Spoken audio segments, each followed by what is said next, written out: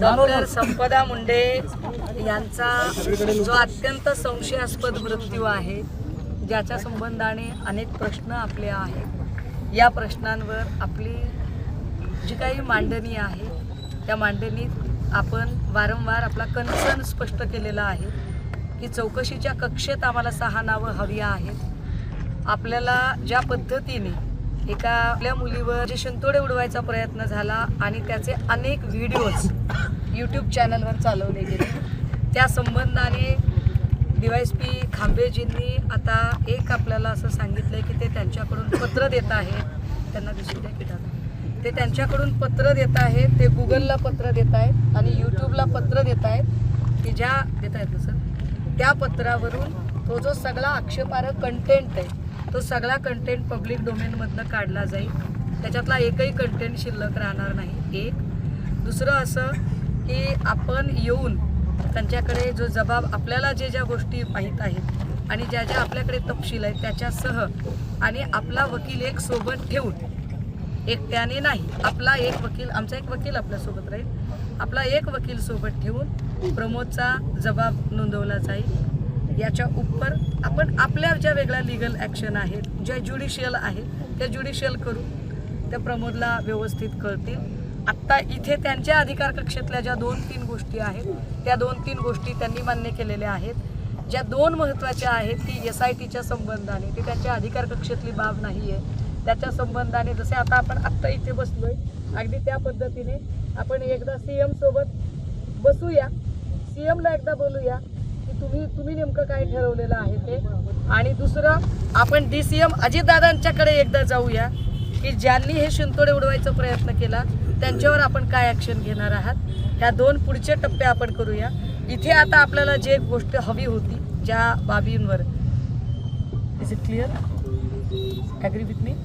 हां, तर ह्या सगळ्या गोष्टीवर म्हणजे मी जे सांगते ते आपला मुलगा त्याच्यासमोर सांगत आहे आणि त्या गोष्टी त्यांनी ॲग्री केल्या आहेत, त्या मलाही त्यांच्या ज्या प्रशासकीय चौकटीतल्या ज्या गोष्टी आहेत त्या कळत आहेत की ते कोणत्या गोष्टी करू शकतायत आणि कोणत्या नाही, पण त्यांच्या कक्षेतल्या ज्या बाबी आहेत त्या त्यांनी करायला येस म्हटलेला आहे।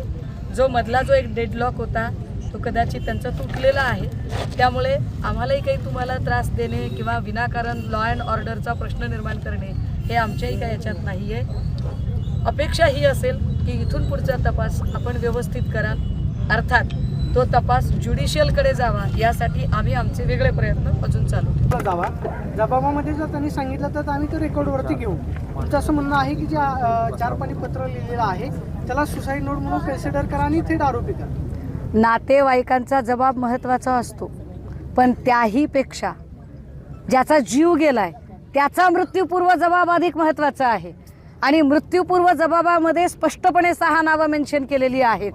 मग अजून कुठल्या जबाबाची वाट बघता? इथे वेड्यात काढता आम्हाला, मूर्ख होता आम्ही का डोक्याला गुड तेल लावतोय? आता काय जबाब देणार आहे की नाही? कुटुंबीय जबाब देणार आहे की नाही? कोण? आमचा विश्वासच नाही राव त्यांच्यावर। अशा पद्धतीने जर ते द्यायचंय का नाही, निघालो मी, उपकार करताय आमच्यावर, सिस्टीम सांगते तुम्हाला। म्हणजे चाकणकर सारखी बाई आबरूचं मातेरं करायला जेव्हा इथं येते तेव्हा तुषार दोषी मागे पुढे करतात आणि अख्खा गाव इकडे गोळा होतो, तेव्हा अधिकाऱ्यांना थांबायला नको होतं। म्हणजे आम्ही इतका वेळ गोडीत बोलतोय, नम्रतेने बोलतोय, विनयानं बोलतोय, याचा तुम्ही गैरफायदा घेताय का?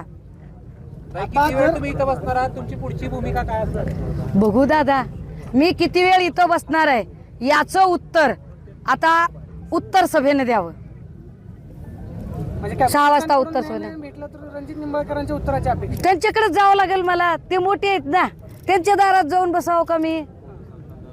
हे उत्तर देत नाहीत तर त्यांनी मला मदत करावी। नाही, मात्र आरोपींना जर आरोपी करायचं असेल तर पोलिसच करू शकतात ना। आरोपींना हे बघा, आम्ही पुन्हा म्हणतोय की पोलिसच करू शकतात, म्हणून पोलीस स्टेशनला आलो की नाही।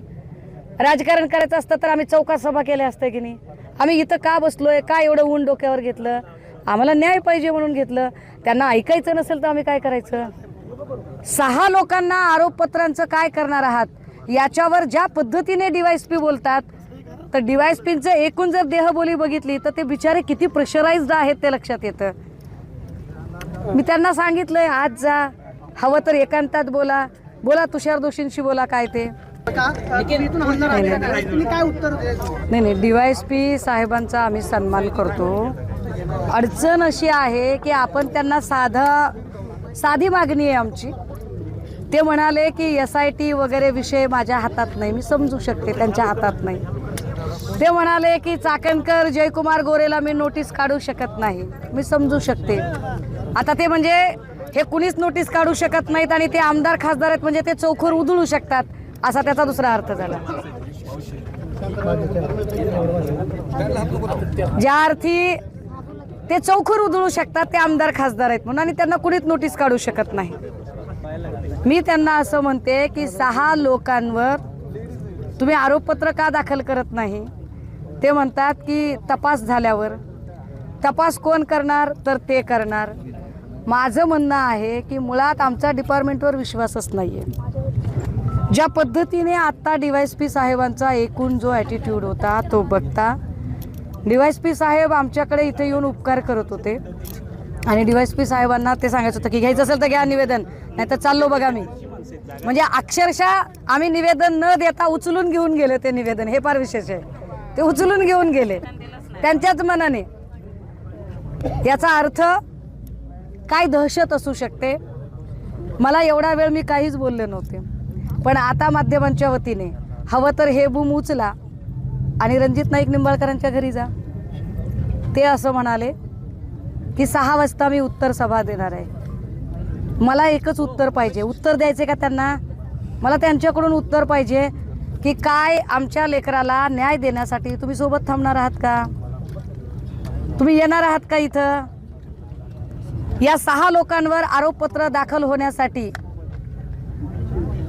खासदार रणजित नाईक निंबाळकर, माजी खासदार रणजित नाईक निंबाळकर, माजी खासदार रामराजे निंबाळकर, हे सगळ्याच लोकांनी यावं. एकाने नाही, सगळ्यांनीच इथं यावं. तिकडे बसून उत्तरं देण्यापेक्षा शह आम्ही काही इथं कुस्त्यांचा सामना करायला आलो नाही. आम्ही इथं कुस्त्यांचा फड रंगवायला आलो नाही. आम्ही मदत मागायला आलोय. आम्हाला मदत पाहिजे आहे. विचार करा, हा जर ॲटिट्यूड अधिकाऱ्यांचा असेल तर एकटा माणूस आल्यावर त्याचं काय म्हणणं हे ऐकतील. जर त्यांना असं वाटतंय की लोक थांबतील आणि निघून जातील तर माझी लोकांना सुद्धा अडवणूक नाही. अगदी त्यांना वाटलं तर त्यांनी बिनधास्त घरी जावं, काही म्हणणं नाही. मी अगदी एकटी सुद्धा इथं बसून राहायला तयार आहे. पण जर त्यांना उत्तरच द्यायची नसतील आणि या सगळ्यांमध्ये तिकडे खुर्च्या मांडण्यापेक्षा इथं आमच्या शेजारी या आणि एका लेकीच्या न्यायाचा लढा आहे, तो लढा लढण्यासाठी इकडे थांबा आणि ही 6 नावं कधी आरोपपत्रात येणार आहेत याचं उत्तर आम्हाला द्या. अधिकार नाही त्यांना, फक्त रेकमेंडेशनचा अधिकार आहे.